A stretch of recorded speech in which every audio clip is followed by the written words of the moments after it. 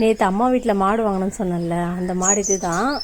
நிறைய பேர் வந்து எத்தனை லிட்டர் பால் கறக்குதுன்னு கேட்டிருந்தீங்க. இது வந்து பாலில் இன்னும் கறக்கலை, கண்ணு போட போகுது. எத்தனாவது கண்ணுன்ட்டு சரியாக தெரில. 3வது கண்ணுன்னு சொன்னாங்க, ஆனால் 3வது கண்ணா என்னன்னு தெரில. வயிறு வந்து ரொம்ப பெருசாக இருக்குது.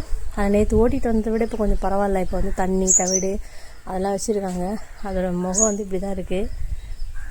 அப்புறம் நிறைய பேர் சொன்னீங்க, இன்ஸ்டாலையும் எஃபியில் எல்லாத்துலேயுமே சொன்னீங்க, மாடு வந்து ரேட் வந்து அதிகங்கக்கா, 25லேருந்து 30 கிலோ கொடுக்கலான்ற மாதிரி சொல்லியிருந்தீங்க. நானுமே அப்படி தான் ஃபீல் பண்ணேன். ஆனால் வந்து பால் நிறைய கறக்குன்னு சொல்லியிருக்காங்க. கறந்தால் தான் தெரியும்.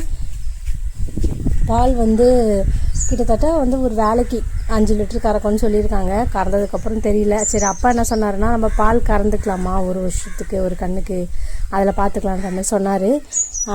ரேட் வந்து 25 to 30 ஓகே கொடுக்கலாம். நீங்கள் இது வந்து 34 ஆகிடுச்சு மாட்டோட ரேட் மட்டுமே. சரி பார்த்துக்கலாம், இதுக்கப்புறம் ஒன்றும் பண்ண முடியாது, மாடு வாங்கியாச்சு, அவ்வளோதான்.